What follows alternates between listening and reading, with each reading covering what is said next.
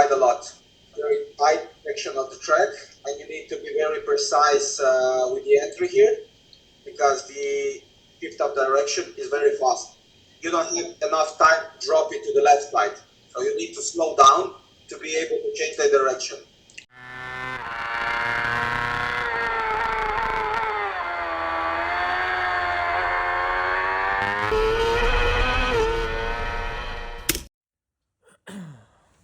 Okay, surprise video. Yeah, in my last video I said next video will come in March, but now I had the chance to do another video in the winter, 5 degrees in Germany at the moment, so too cold to ride on track. But I thought it's a good idea to talk to a pro rider, to ask him to watch my onboard videos, analyze it, and let me know what I can do better or different. So the guy in the video is a rider from Croatia called Martin Vugrinec. I hope I pronounced that correctly. Also called Spider Martin. He also got a YouTube channel. So he posted one video this year called Fighting with Alex Rins, which is a famous MotoGP rider. And it's not a clickbait. He actually caught up to him and overtook him. And later, when Alex went out again on fresh tires, they overtook each other. So I think if you overtake a MotoGP rider, you can call yourself a pro. So I think he knows what he's talking about. And yeah, let's get into the video. I had to split it into two parts because the first part is already half an hour and the second part is even longer. The second part is about my RSV4, the Aprilia, where I ride on Nürburgring, and there we talk about my general issues. And the first part is with my Kawasaki in Assen. So we start with that.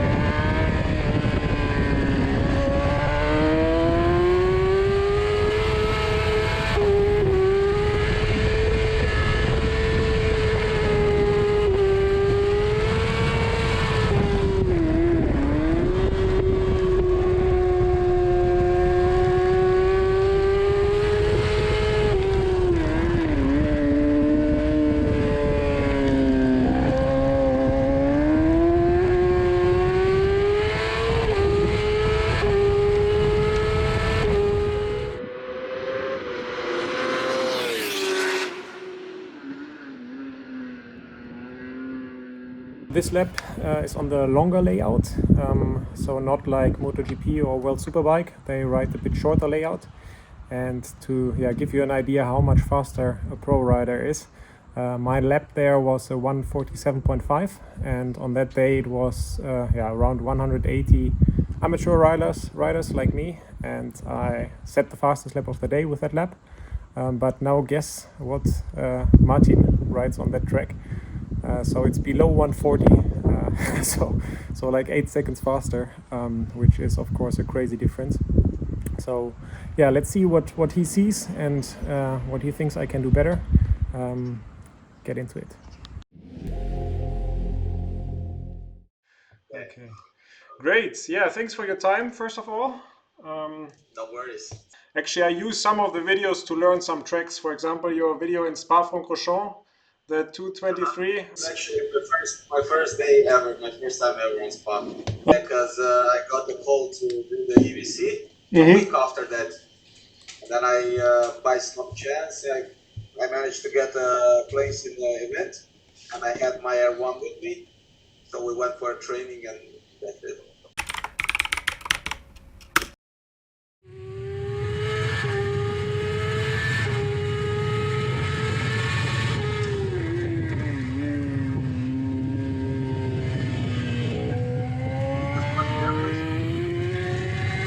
Yeah. So I assume I don't see your hand. I assume you don't have blipper on this bikeboard. No blipper. No. That's what I thought, because your downshifts are quite hectic, and it takes a long time between the gears, Okay. which is expanding your braking point. What you could do is you could spend less time holding the clutch, because the longer it takes to release the clutch, the bigger the rev difference is, and the bigger this engine brake effect is.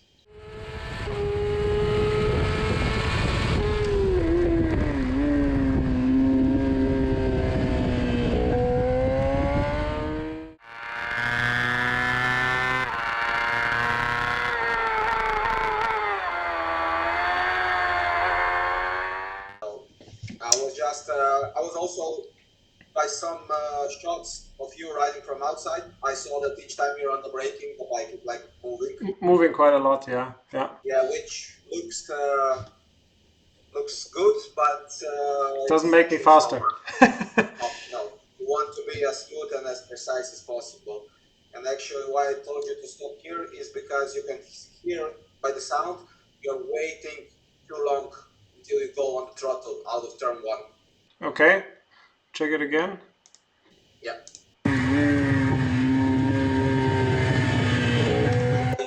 Waiting. I think a general problem I probably have is that my position maybe for the exit is not really good. I feel like now it's already pointing a bit to the left. Do you think the position is okay and I just need to go on the throttle harder, or? That's a detail. Yes, you could have stayed a bit more longer on the left to keep it like more rotated in the apex, but that's a lesser issue. The bigger issue is that you're unstable on the brakes and everything is too late, because while you're braking, you're not focused on where you should be going, but you're focused on stopping because everything is moving. Okay. And then once you stop, you should have already been prepared with the throttle, but it takes you like half a second to process everything, and that's why you are too late with the throttle.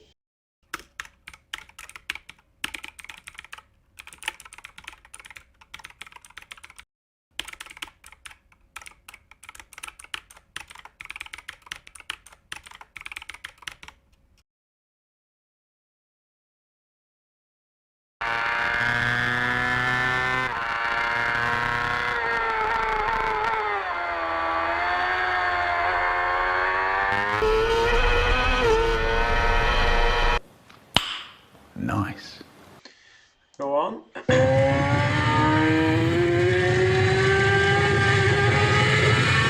It's good, yeah. Here I found out it helps a lot that I go down to second gear because it pulls me into the corner. A lot of people ride it in third gear, but somehow I feel like it drags me into the corner, so I think that... Yes, that's correct, but you stop too early. That's the problem, because now you can hear after you play the video forwards, you go on the throttle too early.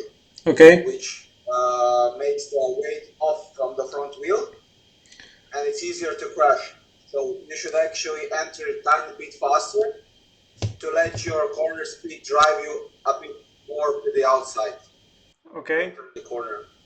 You know what I mean? Yeah, I know what you mean. So maybe it also is an advantage if I go in third gear because I can keep a bit more speed.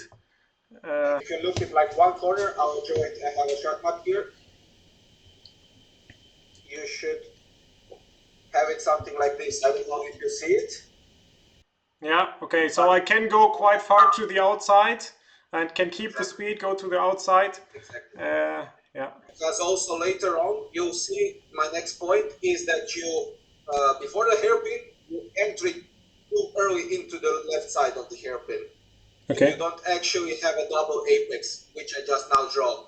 You should have a first one on the entry, then go wide, and then go back to the right side. Okay, maybe let's see.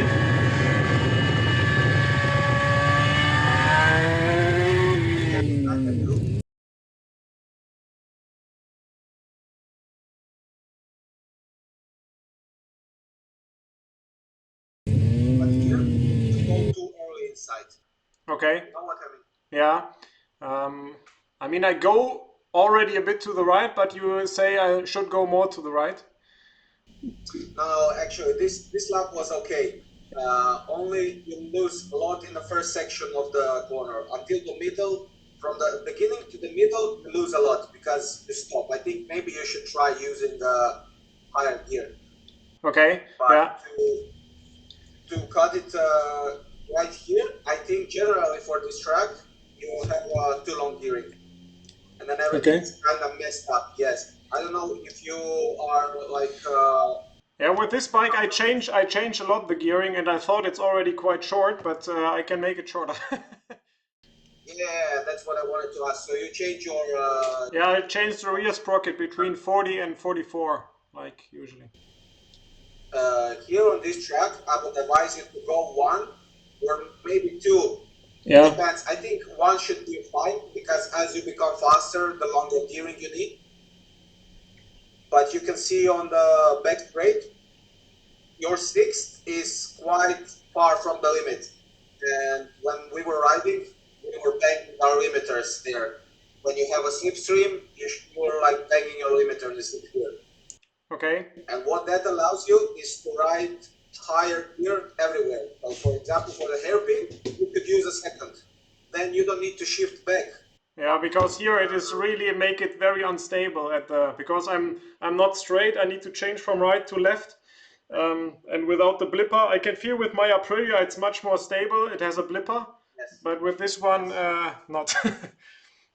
Yeah. Yeah, so you should avoid shifting when it's making you slower. And in this particular corner and point, it's making you slower. So you should kind of try to play with that, my advice at least.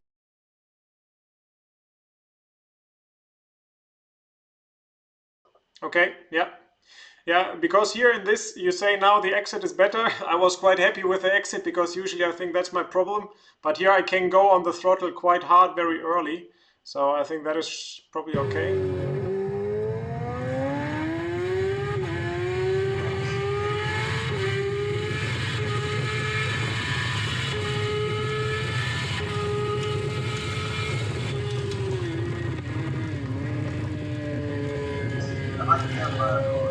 Yeah, right, the longer layout, yeah. Yeah, the corner right to your next one, right now, Yeah. you missed it quite a lot. Okay, let's see. It's the very tight section of the track, and you need to be very precise with the entry here, because the shift of direction is very fast. Yeah, okay, let's see. And if you are not completely to the inside, you don't have enough time to drop it to the left side. So you need to slow down to be able to change the direction. That's Okay. because you missed the right-hander. Okay, so now I'm a bit too far left and lose too much speed for the next corner, right? Practically, in this point, see, your bike is still pointing kind of to the right, fully to the right. Yeah. It should have already been at least straight. Ah, okay, okay. Mm-hmm. This point.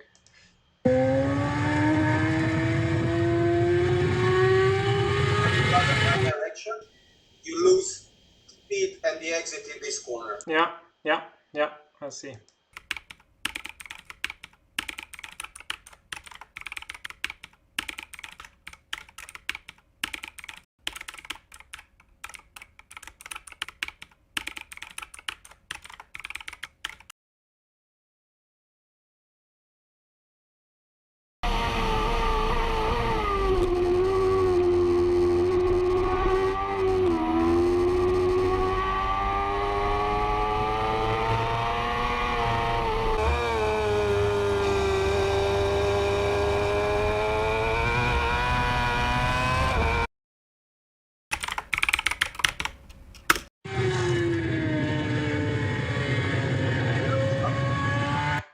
I know here I'm too wide in this lap.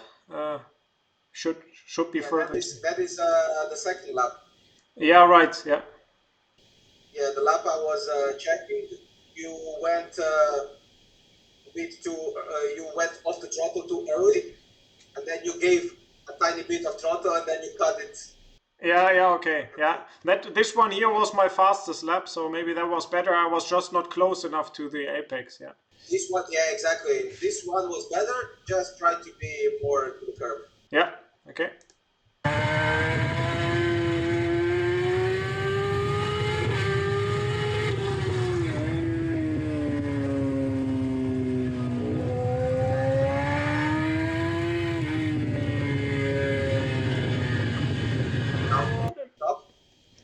In the lap before, you shifted down into the second. Yeah, I'm not sure what is faster here. If I stay in third, it's more stable. Because I wrote a note here that you should try staying in third.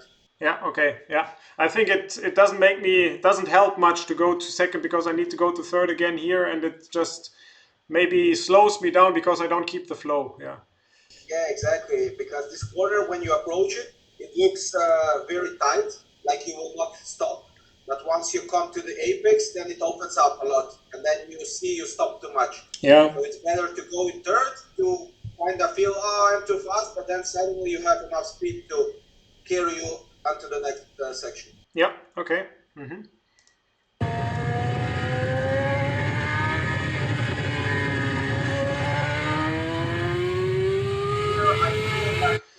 I feel I know I almost stopped a bit. I just want to go hard on the throttle to keep speed on the straight, you know. Yeah, but you stopped just a tiny bit too much. Yeah. Yeah. But this is also a possibility that your setup might be a tiny bit off and the bike is not turning like you want it. So you need to keep it longer off the throttle to rotate it. Yeah. This could also be a part. Yeah, I have to say in general, I'm very happy with how the bike behaves. It's super stable. Like with the Aprilia, it's much more unstable at acceleration, and I need more energy to move it and all that. So that is very nice with that bike, and I have a good feeling because it has a closed cartridge fork, and I feel very nice what I'm doing. Yeah, I think I could just probably go harder at a lot of places, but of course we don't want to crash. So. Yeah.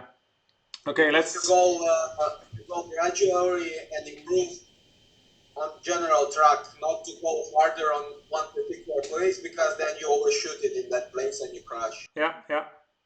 Okay, next section.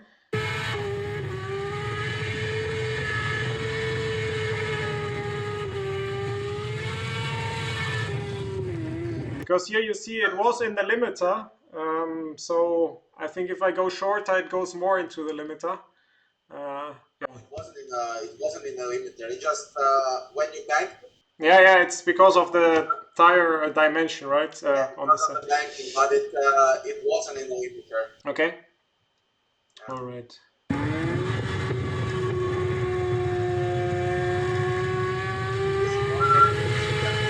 Quite faster. See how much space you have onto the right side. Yeah.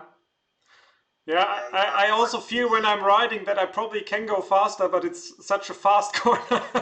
And when I was in a Rookies Cup, I crashed in this particular corner with a Model 3 bike. I flew away almost into the pedal.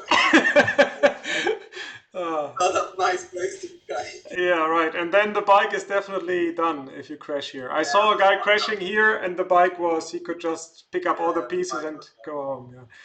Okay.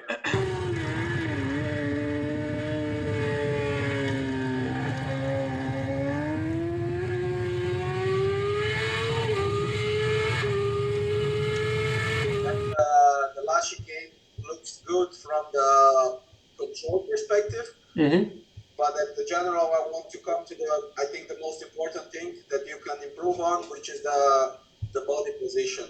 All the videos that I looked and all the pictures that I saw from you is you're quite straight, right? Yeah, I know. Yeah. You don't use your upper body, and I see you're quite a big guy. You don't use your big advantage.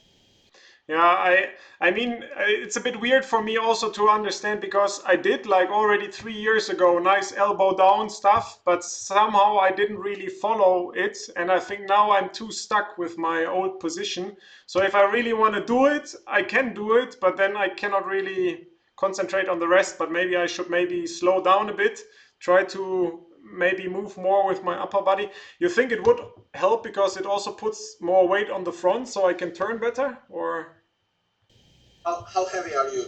82 around, like So for. exactly like me. We are about the same weight, and we are carrying a lot of weight compared to the smaller guys. We, if you are riding the way you are riding, it's just useless weight. Okay. But if you use your upper body as a leverage, we can at least get something on them because they are not having so much power and they need to spend more energy going from one side to the other, while we can use our heavy S's Mm. to move the body, to To move the throw the bike bike forward. from right to left. Yeah, maybe that is also Yes. because I also wrote down some issues I have.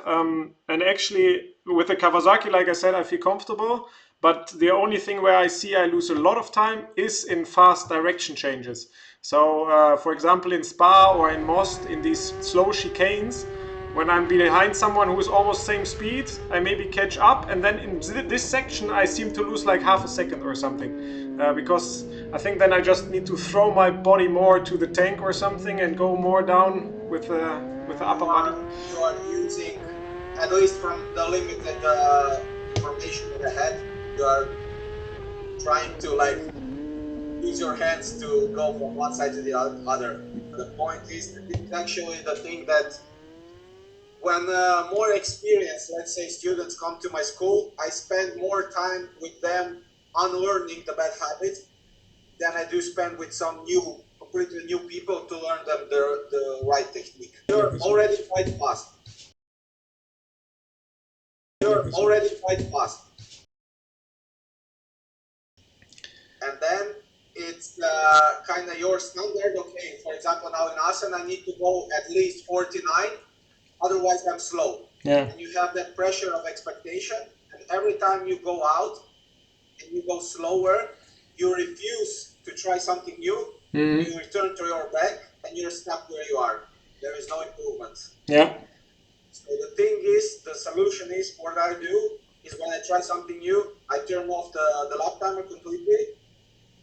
Preferably, I go right where someone doesn't know me, Yeah. and then I try out. Yeah, Yeah. because it is like this. No matter if you're a pro or if you are in a crew, there's always people asking, "Oh, what's wrong with you today? Why not you fast enough?" And you're just trying something new, and you cannot do or you cannot learn something new when riding on your limit. Yeah, you're right. Yeah. I was thinking like my body position is a problem, yes. And I feel like actually now I got, as I like with this at that track day actually in Assen, I was very comfortable the way I was riding. I also did an endurance race and I started the race, rode like 35 minutes, then gave it to my other rider, but he had a gearbox issue and he came back 10 minutes later and I ride again like 30 minutes and it was totally fine. Like from I wasn't tired. So I was quite happy with it.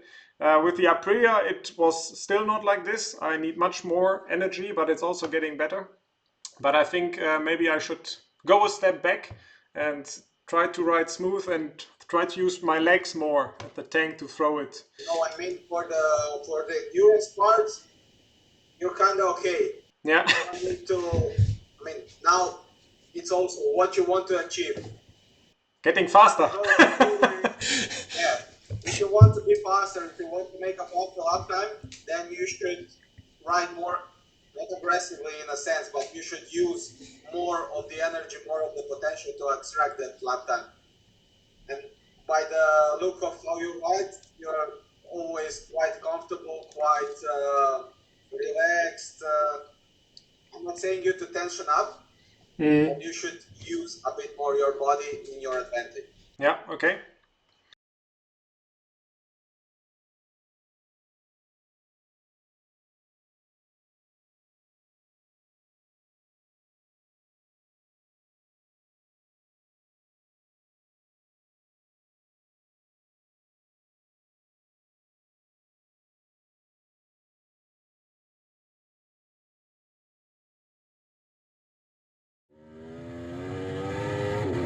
You saw here a little bit that it's shaking a bit. And the weird thing is, it's only in right corners, I realized. Also, your weight is on top of the bike. It's not on the side of the bike. And Ah, especially that's true when you are in a right-hander, because you are using your hand like this and you're pushing your body up. In a left-hander, maybe you are more relaxed